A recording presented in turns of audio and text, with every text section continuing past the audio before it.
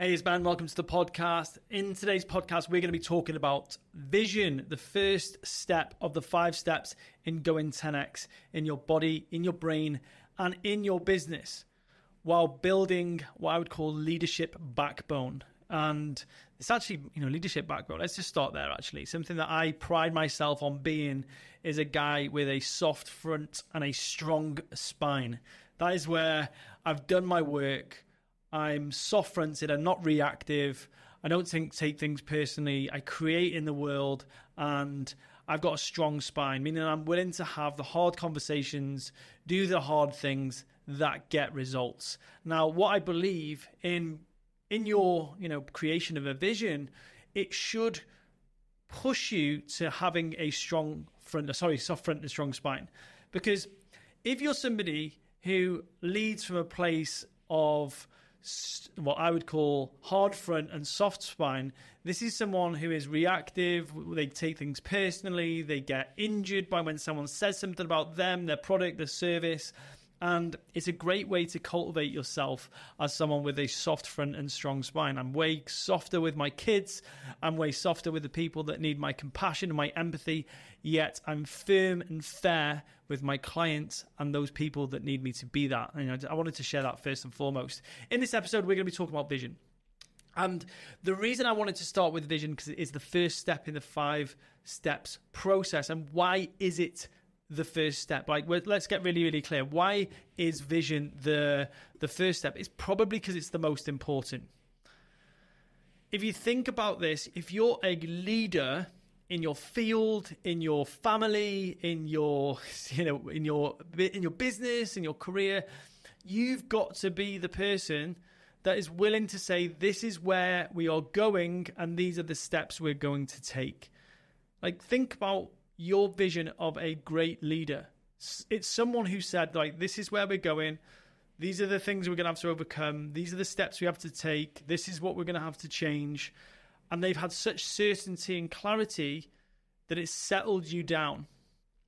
So if you're a leader, and I can guarantee if you listen to this podcast, you've probably come across my stuff. You've listened to this podcast because it's got some of the word 10x or big visions or leadership or whatever it's got on there. You're a leader. You're a leader in your own life first and foremost. You are a leader in your own life. And when you start to take full responsibility, 100% responsibility for your life, you are the leader of your life. That is your family or your relationships. So if you're a man, especially for men out there, so many women I've spoken to over the last couple of years, they are desperate for their men to show up as strong leaders and lead in the bedroom, and they're leading the relationship in the places that they should be leading. Being decisive and being passionate and not being led all the time by their women. Honestly, I'm not saying this from a sexist perspective. I'm saying this is masculine and feminine dynamics. So why you need a strong vision, not only to be a strong masculine leader, that's for women as well. If you want to be a woman who is leading a great change in her organization or in her career, you have to have good masculine characteristics as well as strong feminine characteristics. So having strong vision will help with this. In this podcast, we're also going to walk through the symptoms of poor vision, because you might be listening to this thinking, yeah, I'm good, I've got vision dialed in, but you might be a dreamer or a wisher. And I've had so many people come up to me in the past and say, Ben, I've loved to work with you. I've got so many good ideas. I'm like, great, I don't need any more ideas. I've got enough of my own. And we're also going to walk through the vision questions on the scorecard. So if you listen to this podcast, a lot of the first 5 steps we're going to be talking about, I've actually made a scorecard, which if you go into the link attached to this podcast, you'll be able to take. And on the podcast, I walk through, on the scorecard, I walk through 5 key areas and I ask you questions about those 5 areas. And all you need to do is agree or disagree with statements. And you'll get a score at the end, which is fairly accurate. I think it's a pretty good finger in the air for how you're performing in those 5 areas. So I'm going to walk through those questions on this podcast as well, so then you can better understand why they're there. And then if you've done the scorecard, or if you haven't done the scorecard, you'll have a better understanding of why it's so darn good. Okay? So, the symptoms of poor vision, like when you can spot poor vision or places you can improve your vision, you're going to be more effective. And equally, if you have a deeper understanding of vision, you'll be able to take pragmatic steps that are going to help you improve your vision creation. And then I'm also going to give you some possible next steps that you can do directly from listening to this podcast. The way I'm creating this, the first 5 episodes on this podcast is they are information. They are, logical steps that you can use to improve the 5 steps to go in 10x. And then after I've done these 5 podcasts, I will be doing interviews. I'll be having conversations. I'll be doing shorter episodes where I'll just be sharing helpful things that you can do in line with those 5 key areas. Okay. So here is how you can understand, or this is how you know you need to work on your vision. So the first clear indicator that your vision is poor, or you need to work on it, or it's something that you're not great at, is that you're not clear on your personal direction. You feel constantly like you're taking random shots in any direction. And I always use that adage from Alice in Wonderland, is like, which way should I go? And she says to the cat, and the cat says, well, where do you want to go? And she says, I don't know. And he said, well, it doesn't matter which direction you go in. It doesn't matter which way you go. And that is so many leaders, so many people in their life, they don't know what their future looks like because they haven't taken the time, they haven't been courageous enough, they haven't been decisive enough to choose a path. Now, the way one of my, I would call him a mentor, I've read all his books, I've bought many of his programs, is Donald Miller, talks about this. I love the way he explains this, is that when we don't choose a direction for our story often gets lost. And then what we lose is something called narrative traction. And I want to describe this and I want to share this with you because it will make a lot of sense. When you turn on a Netflix film, or you go on to Amazon Prime, or any of the maybe you've gone to the cinema and you sit through the first, say, 20 minutes of a film, you make an assumption that the film is going to get better as you watch it. Things are going to improve for the hero. And this is because there is narrative traction in the film. There is sequential, logical, a series of steps that's going to unfold that you are going to enjoy. What people lose in their life is that they get disengaged with their own story because they haven't been decisive enough and taken that risk of saying, this is what I want and this is what I'm going to go for. And this is where that feeling of being unclear comes from. And there's so many psychological problems with this when we don't make the decision of what we want. And so the next thing you'll see is that if you have an unclear vision, you'll struggle to make decisions. But the reason you'll struggle to make decisions is because you don't know which direction you're pointed in. You haven't got a North Star. So how can you absolutely make a decision on which way to go? And I've found myself in this point in so many times in my life. Be it I'm a professional coach, I help people get clear on their vision, and actually the times I've struggled the most is where I've not made a decision on where I wanted to go. And actually Bob Proctor talks about this a lot, which is that people often haven't ever made decisions. They've been taught to make decisions. And I was actually talking to a Montessori teacher about the value, how valuable Montessori is, and I was like, well, what sets Montessori learning aside from other types of learning? And one of the things that she said was really, really helpful. Actually, is that it teaches kids to make decisions because they make decisions on their own terms. And I was looking at the way I dress my daughter in the morning. Sometimes I put her clothes out on the bed, etc., etc. And actually, I just changed that so she makes her own decisions about what she puts on, and then she makes decisions about other things in her life, and she becomes more she's like self-assured because she's like, I'm making my own decisions. And that was a big one for me. And I was thinking like, how many like adults don't know how to make a decision? Like, think about this. Like, how often do you outsource your decisions to your partner, to your boss? and you live a life based on circumstance instead of ownership, where you're saying, this is what I want and I'm going to go for it. So what you'll notice is you'll struggle with decision making.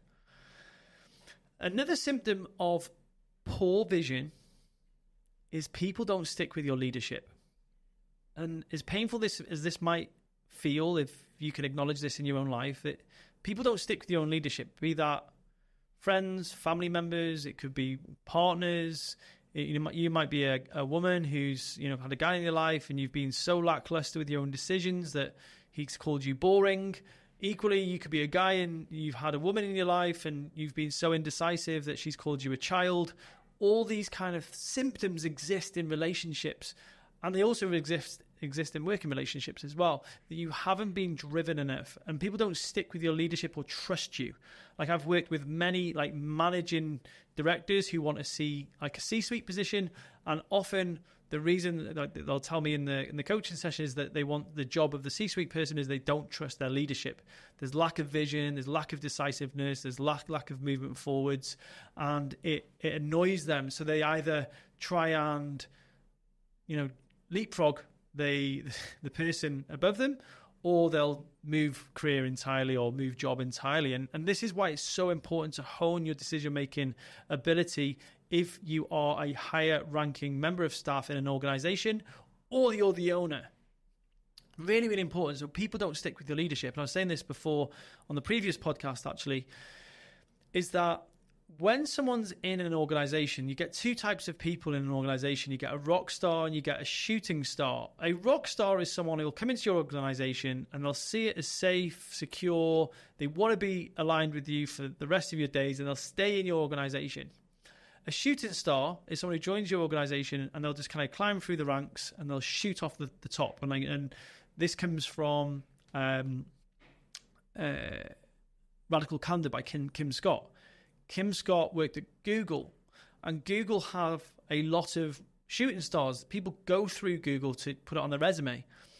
And the reason that people would go to Google, either stay or shoot through it, is because they saw Google having a really big vision for changing the world. And so that's why it's going to attract really great talent. And think about this in your own business and your own organization. If you haven't got a big vision, if you're trying to play small to stay safe, you're likely not going to have people stick in your organization because they're not going to get training, they're not going to get development, they can't see a career structure, they can't see themselves being engaged or excited about your vision long term. So they'll go and either start their own thing or find a company that does, okay? What you'll also find in your own life is that you're reactive rather than creative. You might find yourself reacting to what I would call, fighting fires. You might be reacting to small things, making them mountains out of molehills. You will find yourself reacting to circumstances like what I would call drama. Instead of having data, you'd have drama. You'd have drama in the organization where like something's happened or something's going wrong or something's going up or down, and you react to that constantly. Because when you get clear on your vision, what you actually do is you make a decision to act from that future vision. So a lot of the minutiae that happens day to day, you just don't feel as heavy or that is urgent around. And it's a big shift for a lot of the leaders that I work with. When they get really, really clear on the vision, they stop reacting to the current situation as much. They act from the goal. Really, really powerful. So there's some of the symptoms that you'll be noticing if you've got poor vision. Generally what you'll just say is, I'm lost, I'm stuck in a rut, I can't see through the wood through the trees, I'm unsure of where I'm going. And when we get clear on that, honestly, sometimes I've worked with clients and just getting clear on vision, spending 3 to 4 weeks getting super clear on vision is enough for magic to happen, because they start acting with so much clarity. They have more confidence, they can see things much clearer, they don't waste as much time, and they're more effective. So this is why I put it as step 1 in the 5 steps to go in 10x. And trust me, that this is why I created the workshop, which is the free workshop. So if you're listening to this podcast, I do a free workshop where you can come and join me live for free and I'll help you with your vision. Like, honestly, I want to give that as a gift to you as a listener. It's free, and I do it every 3 weeks, because every time I've felt more clear in my life, my ripple effect has been way bigger. And even getting clear, like I left a company, my company 4 weeks ago. I got really clear. I took massive action. It was hard. And creating this podcast was like, oh, I feel really clear on where it's going. I do have stuff I've written for these podcasts, but a lot of the stuff's just coming purely out of, this is exactly, I know this is where I'm going, this is what I want to do, this is how I want to help you. And when I'm clear on that, I've got so much more clarity, and you maybe even be able to hear that in my voice. Hopefully you'll be able to hear that, right? Okay, so they're the symptoms of poor vision. And if you are struggling with that, come on the workshop, just reach out to me and I will send you the link. It's absolutely free, and you're more than welcome to join me for 3 hours. I'm going to put that caveat in. I'm not the short and sharp kind of guy. I like to slow things down and go deep, because when you do the work on vision, everything changes. Your personal life, your relationship. Just getting clear on my personal vision meant that I went from like 30, 40 plus hours of work that wasn't moving the needle for me personally to 3 to 4 hours. There was a drastic drop in the amount of time I was serving clients, and a dramatic increase in the time I had with my family and the effectivity I was having with my clients. So please make sure that is such a valuable thing for you to do as a leader. Okay? Let's go into the vision statements on the scorecard. So if you haven't done this, I would suggest doing it before listening to this, because it will give it way more context. But then once you've got your score from the scorecard, you'll understand why these statements are in place. So I'm going to go through each one of them. The first one is, I have an impossible goal. Let's first clarify what an impossible goal is. An impossible goal is a goal that's so big that some sort of divine intervention or God himself has to intervene, or you're surely going to fail. Now, why would you have a goal this big? What it does, it gives you a constant North Star. It gives you a constant way that you can constantly keep working towards. And it's about being able to have an impossible goal, to think so big, it forces you to think bigger and then take tiny steps towards it. It's actually a skill to build something that's so big that you're not playing safe. I mean, let's call it a 10x goal. It forces you to think entirely differently. Now, the way that this would work in the body transformation world, which is where I'm from when I started my coaching career, is that a client would come in, I want to lose a little bit of weight. And as much as that was valuable for them, it wouldn't be a big enough shift to keep them losing weight. Where if a client came in and they said, I want to do the Marathon des Sables, or I want to run from, I want to do the London Marathon, that was such a big goal for them.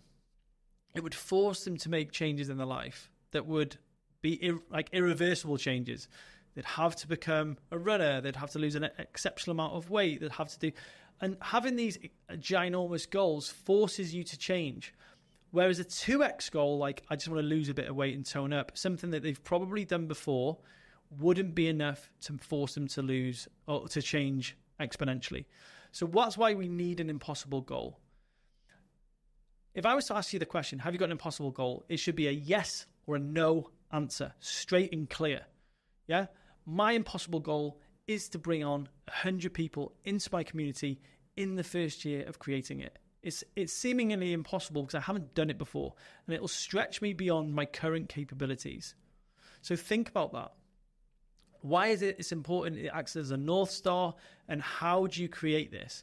Well, think about an impact you'd like to have in the world where your greatest talents and skills would be best placed. Now, I saw a really good question on this the other day, and a really good way to go about answering this question is to get a piece of paper and a pen, and what you do is you put 15 minutes on a timer, get a coffee, and ask yourself, what do I intend to use the rest of my life for? And that should just lead you there ever so slightly. And these can be the examples of this are like heal 10,000 people, transform 1 million bodies, create a fund that impacts 1,000 mothers, write a New York Times best-selling book, run across Africa, a world first activity, build your dream house from scratch. What these do is they allow you to create a massive shift in one go. And what they do is when you start creating your actions from this goal, you take way bolder, bigger steps. I'd actually say way bolder, but more frequent steps. Probably not bigger. Sometimes they're like tiny steps. It's like reaching out to someone and asking a question. But it's seemingly big, but actually a tiny step. Dropping an email to someone that's way out of your sphere. Like I do that all the time. But it's there to push you outside your current capability. And Abraham Maslow said, what one can be, one must be. And what that means that if you plan on being anything less than you're capable of being, you'll be unhappy for the rest of your life. So what true happiness is achieving your potential. So if you can create this in a goal, this is what you absolutely need an impossible goal for.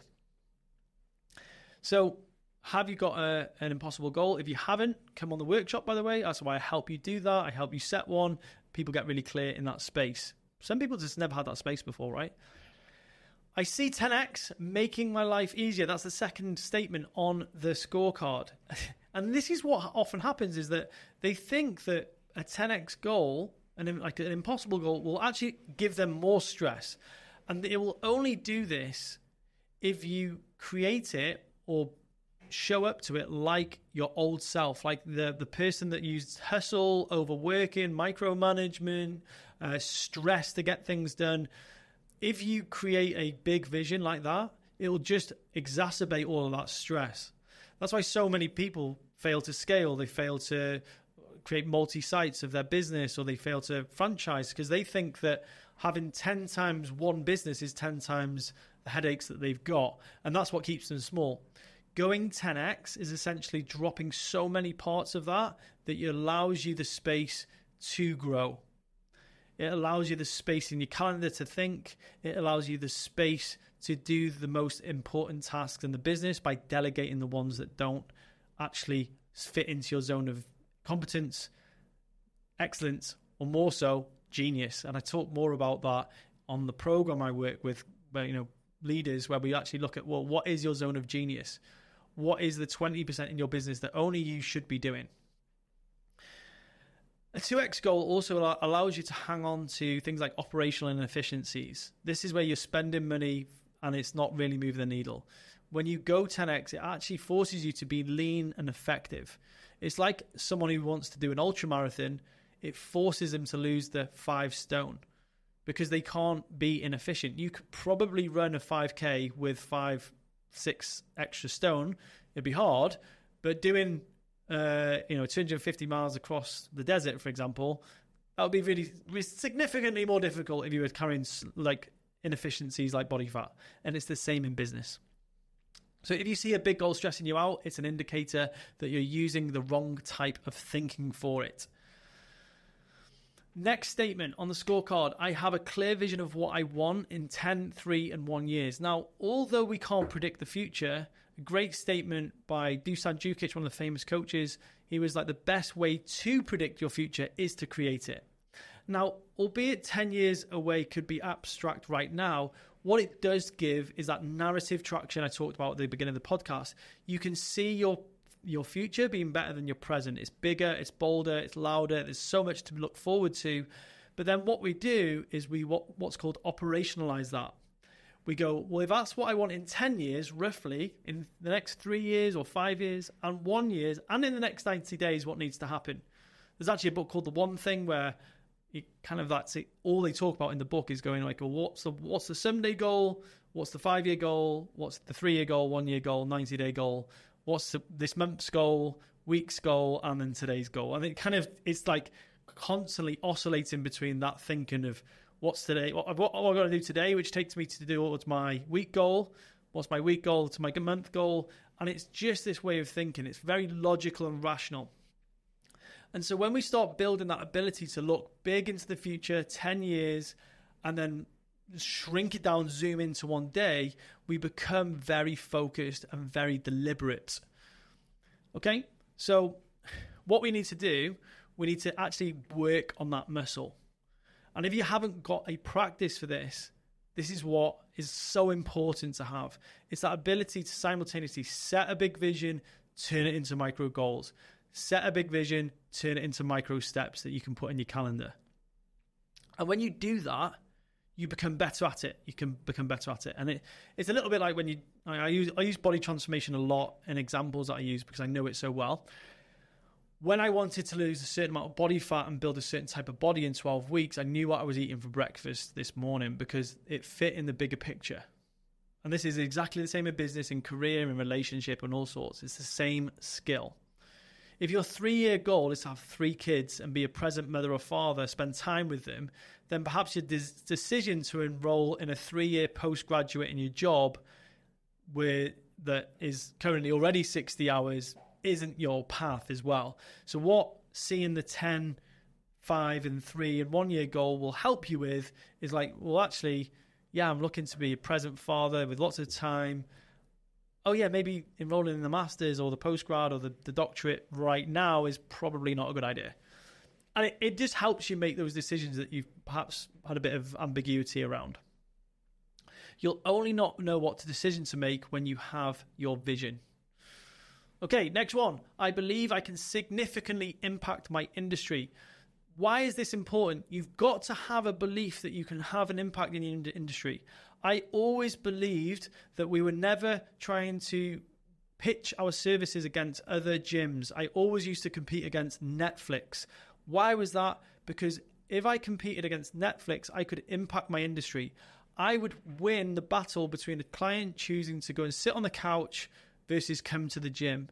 And if I could get more gyms to think like that, that would be an excellent thing for the consumer. And this is so important why you need that vision. And you need to see yourself being dramatically different and better than your competition. And that is, unique and better. And that's what we did at Fast Weights and Fitness so well. We had like huge speakers, we had like smoke machines, it was a party, we used to do like pizza and beer nights, all sorts of things, which made people make that decision of, I want to go and connect with my gym buddies rather than choose the couch. We beat the couch on numerous occasions, thank goodness. I completely changed the way fitness was sold in my county because I actually sold fitness. People would come into a consultation room, would sit and we'd sell them a vision, we'd sell them a transformation, and that's why we got such great results. Your industry can be local, it can be national, or it can be global, but think as wide as you believe you want to go. You could have a really, really big regional impact. But think about what's important to you, because you might not actually have no desire to go international. You might just want to be really, really well known in your county or your community and have that impact there. There's nothing to say that bigger is better on that in this instance. It's just what is meaningful to you. Here's a structure. You could be like 1 year goal could be local impact. Speaking in front of 100 people in my hometown was what my goal was. Did that multiple times. 3 year goal, national impact. Speaking in front of thousands of people. I did about 500. Yeah, I've done 500 people 2 or 3 times in different stages. And then 10 year goal, global impact. Speaking to 1,000 people in 5 different countries. I did one country where I did 500 people. Then I went to Canada, spoke to 250 people. So that was kind of how my goal looked for my speaking career. Think about that 1, 3, and 10 year. How does it exponentially shift and how does the impact get bigger? Next one on the scorecard. I am able to see a vision of what I want. Now, wanting what you want is a big part of going 10x. This is more about what you want, what demand are you creating personally for the money, learning to get clear that you don't have to justify what your wants are. Because most people will say, why do you need that? And that's because they just don't think the same as you. They ask you, why do you need that? And then you'll come up with some kind of random story about why you need it. It's just pure justification. It's okay to want just what you want. I want a very illogical car, and it makes no sense to me. It makes even no sense to me why I want it. I just see it, and every time I see it, it's like, oh, that'd be so much fun to have that car with the kids. Don't have to have any rational thinking around it. I just want what I want. And when you are operating from 10x, you're not operating from need. You're operating from want. Nobody needs tens of millions of dollars or pounds. The system built for meeting your needs isn't designed for building, for helping you think big like this, okay? Because if you think about this, once you've got your needs met, that's what a lot of people often do, is that they have to move from need to want. Otherwise, they won't drive for the bigger vision. It's about getting clear on what you really want without the need to justify. Okay? We've got, I think, 4 more, 5 more. Oof. This is like really, I keep going because I think these are really valuable for you.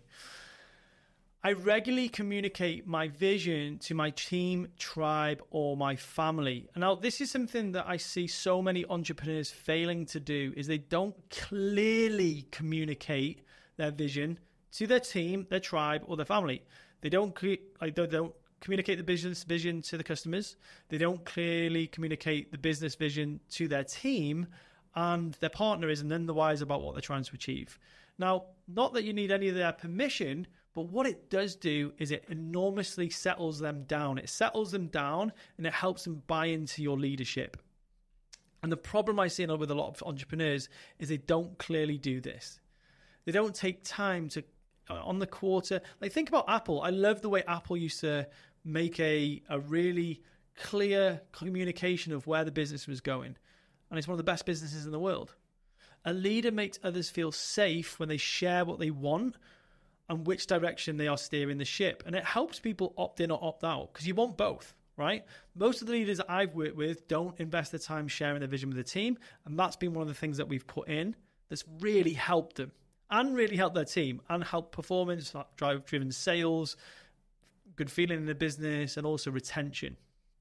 When people are clear on the direction, they can work out efforts and timeframes needed to get things done. It motivates people. Okay, this is really important. I have big visions. This is the next one on the scorecard. I have big visions, but I struggle to commit.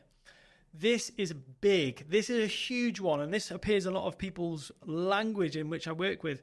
They say things like, "I'll try to," "I can't," "I might do." They use what I call weasel words. They'll weasel out of being decisive in the way that they talk. A leader is phenomenal at committing to taking action. If you have big visions but find yourself not committing to the actions, you're getting confused between committing to an outcome versus a process. You cannot commit to an outcome. You can't. You fundamentally cannot commit to an outcome. You can only commit to a process. I can't commit to a photo where I'm going to look ripped and shredded and in best shape of my life. I can't. I can commit to the daily steps of drinking my water here, which I'm going to take a sip of now. Daily steps, drinking enough water, eating enough protein, doing my 10,000 steps, going to the gym, whatever that. I can commit to that. I can't commit to the outcome. And the reason this gets more uncertain in business is because you've got other moving obstacles and targets and circumstances. But I can commit to the things that I can control, or control the controllables, if you've heard that before. So what you've got to get very, very good at doing is committing to an outcome. Is getting clear on the outcome and then committing to the process. A vision is brought to life through a series of little actions done repeatedly. You can't commit to losing 2 stone. However, you can commit to doing a certain amount of calories every single day. You've got control of that, okay? Someone with a huge vision may dismiss a tiny action as pointless. But this is actually, and as you'll find out in the Obstacles podcast, this is your part X. This is a part of you that says, oh, doing that tiny thing isn't going to matter. But it's in, like, I love what Phil Stutz says, it's big things enter the world through the small things. And it's that moment that you decide to go to the gym. It's that moment you decide to have that hard conversation with a staff member. That is a tiny action, but it has a big repercussion. So if you've got a big vision, you've actually got to get very good at the small things, not just the big things. Next one. I have tried and failed that many times, I doubt myself. I'm just going to say that I would bet more on someone who's tried and failed multiple times than's never tried at all. Because you create your future from your future. If you failed, that's a good thing. Success comes with failure. Like light comes with dark, like high goes with low. It's inevitable. Its success is created through failure. Failure is the route to success. The more times I fail and get back up, the more likely I am to succeed. And it's paradoxical, yet it's one of the things that we most fear is failure. And actually, what we want to do is we want to change it around so we're welcoming failure. We want failure. We want the hard thing. We want the pain because it has great value. And when we start to view our life like that, that's when we start to really achieve. The only surefire way to be a failure is not to try at all, right? It's like Wayne Gretzky said, you miss 100% of the shots you don't take. And so many people I've worked with in the past, that's how they create their lives. I have gone 10x before. This is the penultimate one. You've seen when you've gone, like, this is where I challenge a lot of people. Someone who said they haven't gone 10x before is lying because you went from crawling to walking. And if you were to map back across your life where you've made personal 10x jumps, you'd see it very, very quickly. What we often see is that when we talk about specifically going 10x, we think it's all about income. But what we want to remember is that it's about not just income, it's about other things like time freedom, about income, it's about fitness levels, about quality of time with your family, all sorts of things like that. So when we get a clear look at where we've gone 10x in the past, it gives us the vision that we can do it in the future. It gives us the confidence. So that's why we need to map back where we've gone 10x. If you actually listened to this and you thought to yourself, hang on a second, yeah, if I look back across my life, actually, if I was to slow down and map out where I have gone 10x, it's going to give me an enormous amount of confidence. And you'll see so many places where you've made 10x leaps already. You've made inflection points. And the final one is, I would say I have expansive discipline. So expansive discipline is the ability to continually choose growth over comfortable. The comfortable decision is you've got a hard conversation with a partner, a spouse, a co-worker, and you know you need to say something, but you choose to not say anything and sweep it under the rug. In the short term, that's the comfortable decision. But the resent that builds up over time is very uncomfortable. And it can be the very uncomfortable feeling that means you exit the company. It can be that the relationship breaks down. It means the business breaks down. And this is why that's so important to have those hard conversations. It's expansive discipline. It's like, I'm going to choose the hard decision in this moment. And the way we want to look at this is moment to moment. Expansive discipline is being able to do that big vision thinking. It's like that ability to really say, well, actually, this is what I want, and see beyond your current paradigm. Now, I'm first entrepreneur in my family. Second of all, none of my family come from, any level of wealth. Third thing, there was nothing going on in my town that suggested the path for me to create my business. All of the things I did in my career, I did through expansive discipline, is seeing something way beyond the current condition I had, and then taking massive action and just committing to the outcome, like committing to the taking the action, and just letting go that it could fail, but it never did. It never did. So what expansive discipline is, being able to have a goal that is outside of your current level of thinking. Like sometimes for me, it was like, oh my gosh, a global movement, having this much money in my bank account. That was so alien to me when I first started out on this journey. So your goals should make you slightly uncomfortable, if not very uncomfortable. It looks like leaving your company. It could be leaving a partner, recommitting to your marriage. That could be so uncomfortable for you. Like, actually, there's so much hurt and pain. So many of my clients have had where they've created a new relationship with their relationship.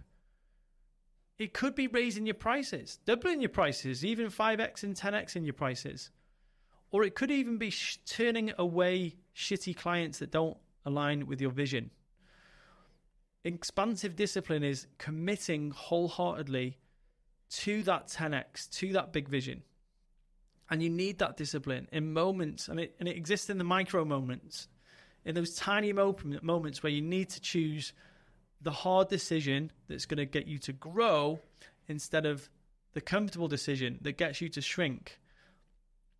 And actually, if you keep choosing those comfortable decisions, you'll turn around in a couple of weeks or a couple of months and you go, I don't feel confident. I feel anxious. I feel depressed. I don't feel good. And the reason you feel like that is because you've been making comfortable decision after comfortable decision. So, here are 3 ways you can improve your vision. The first thing you can do is you can write your eulogy. The ultimate vision is the vision of how you want to arrive at your deathbed. If you haven't done this before, I've got the script in for this. You can have it for free. Just write the word eulogy to somewhere in my ecosystem to me in a message, like on Instagram or in my email, if you've got my email address. And it'll be on the link to this podcast. And write the word eulogy, and I'll send you just a bit of a way to write that. But writing the ultimate vision will then help you work backwards from that. Writing your eulogy is an act of declaring what you want to close your life doing. It's the ultimate goal setting exercise. But here's the nuance. Most people think that the eulogy is what they want in the future. It's actually, once you've written it, it's something you embody every single day. When I wrote my eulogy first time, I didn't know this. And when I even were writing it, I was thinking about this old man on a deathbed. And ever since, when I listen to my eulogy every single day, I realized that how can I be that person today? And I'm way more likely to arrive at my deathbed being that person if I embody it in that manner. The second thing is to revisit your vision daily. It's to have a system or a structure in your life where you revisit the vision frequently. And this is where so many people do it. I get it wrong. It's like training to go to the gym. It's like eating properly. Revisiting your vision frequently allows you to realign with your vision. It keeps that narrative traction and it keeps you moving forwards. Like even today, this was on my calendar because I put it in the vision that I wanted to have a podcast out and ready by the end of this month. And it was like, oh my gosh, if I don't do it then, I'm getting married in 2 weeks and all sorts of stuff. I was like, oh my gosh, I've got to do it today. And it gave me that urgency. This is why you're listening to this today. And the third thing is you get inspired. Here's the thing I found is that when you get inspired, you get around people that have big visions, you will become, this is the thing about joining a community. You want to join a community where the common behavior is your desired behavior. So this is why I created the 10X Tribe. It's a group of people that want to go 10X. And if you're interested in joining, all you need to do is send me, again, the word leadership somewhere on an email or a direct message, and I'll send you the information about the mastermind where people who want to go 10X in their work and their life are coming together and they're helping each other take action every single day. And I actually created something called the Dubai Deep Dive for this as well. The reason I created the Dubai Deep Dive was because Dubai is such an inspiring place. It was one man's vision. It was one man's vision, and you should see how much it's changed in the space of 20 years. And it's the most inspiring place about what can happen when one person has an incredible vision and people rally behind that vision. It's so amazing. Practicing thinking big is a practice. It's something you can learn from being around people who have the expansive visions. This is why the mastermind concept is so powerful, and I've got so much value personally from that in the past as well. So thank you so much for listening in. That was vision. We've covered off everything that I've posted in the scorecard. Hopefully I've really sold you this idea of having a much clearer vision. Hopefully you've seen some of the pitfalls that you might be having. It might have given you a bit more clarity if you've done the scorecard. If you haven't, the link to it is in the comments in the description for the podcast. If you could do me a huge favor, if you've enjoyed this, share it with a friend who would be who it would benefit listening to something about vision. Other than that, I will see you on the next podcast. Take care.